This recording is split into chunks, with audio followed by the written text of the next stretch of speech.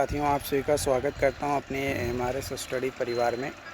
तो डियर, आज की इस वीडियो में मैं यहां पे बात करने वाला हूं डिज़ाइन ऑफ हाईवे, है ना, geometric design of highway.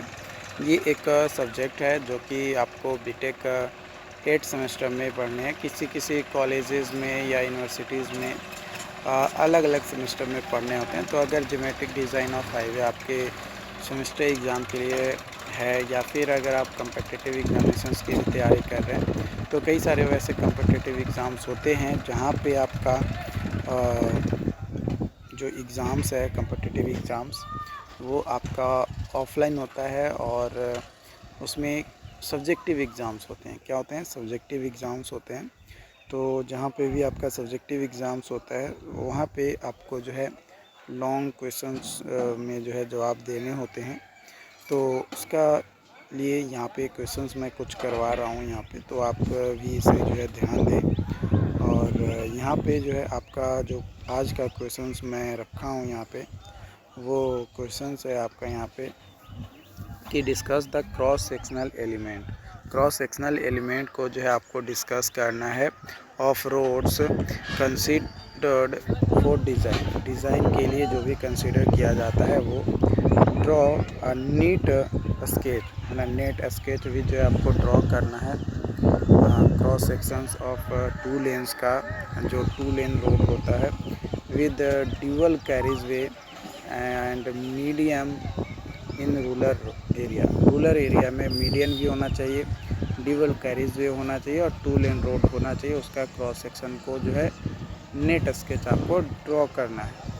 Also indicate proper dimension of elements on sketch.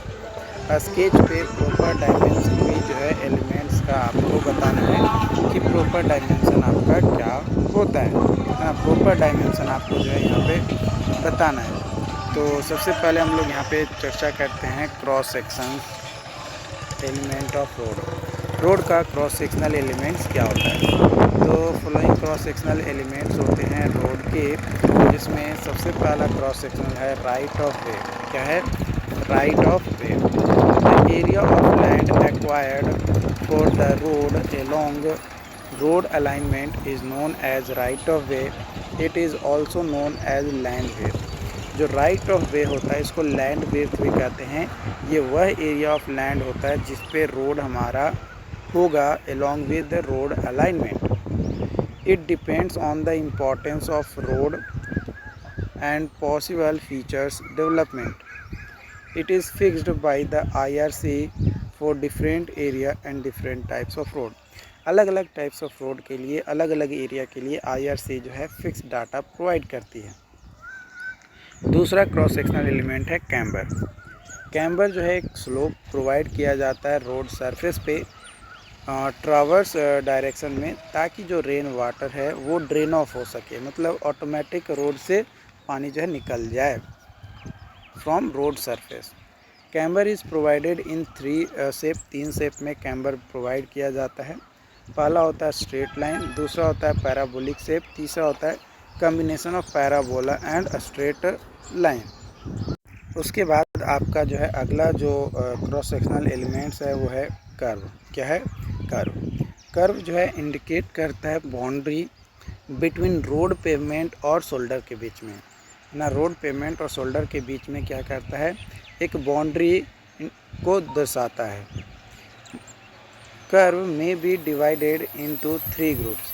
Curve जो है 3 ग्रुप्स में डिवाइड आपका किया जाता है, जिसमें सबसे पहला है लो और माउंटेबल टाइप, दूसरा सेमी बैरियर टाइप और तीसरा बैरियर टाइप। उसके बाद आता है रोड मार्जिन।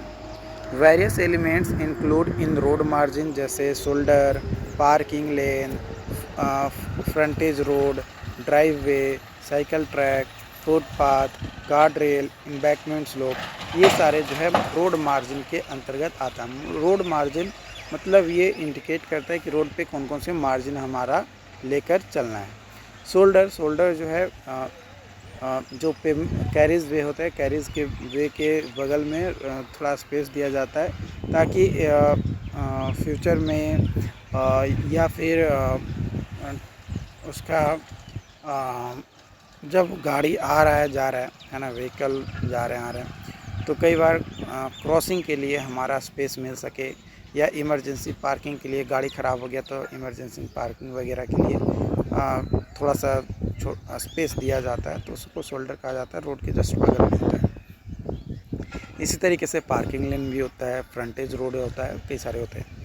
अगर आपने हमारा लेक्चर वाली क्लासेज अगर आपने देखा है जिसमें क्वेश्चंस नहीं, मैंने कंप्लीट थ्योरी चीज़ें आपको डिस्कस किया है, तो उसमें आपको समझ में आएगा कि क्या पार्किंग लेन होता है, शोल्डर क्या होता है वगैरह। उसके बाद आता है width of carriageway. Width of carriageway depend on the width of traffic lane. Traffic lane के विड्थ के ऊपर जो है डिपेंड करता है विड्थ ऑफ कैरिज वे और number of lens. Minimum width जो होता है कैरिज वे का वो सिंगल लेन के लिए 3.75 होता है। वही अगर 2 लेन के लिए बात किया जाए तो 7.5 मीटर आपका जो है होता है।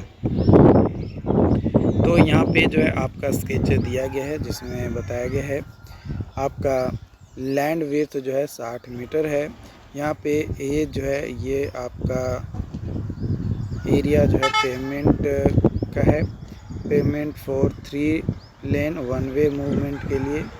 और ये फुटपाथ आपका यहाँ पे है। साइकिल ट्रैक है जो कि 3.8 मीटर है। रिवर्स स्पेस है ना, रिवर्स स्पेस। यहाँ पे जो है बिल्डिंग लाइन आपका दिया गया है। यहाँ पे ये डिवाइडर है जो कि मीडियन का काम आपका करता है ना। तो ये आपका जो है क्वेश्चंस मैंने एक करवाया। उम्मीद करते हैं कि ये क्वेश्चंस आपको समझ में आया हो। जो क्वेश्चंस मैंने आपको यहाँ पे दिया, इस क्वेश्चंस के जवाब देने का तरीका अलग अलग हो सकता है। मैंने एक तरीका आपको बताया है ना, आप अपने हिसाब से अपने तरीके से और भी कई तरीके से जो है अपने सवालों का जवाब दे सकते हैं। बाकी इससे रिलेटेड जो भी अपडेट्स होंगे आप लोगों के साथ शेयर किया जाएगा। Thank you.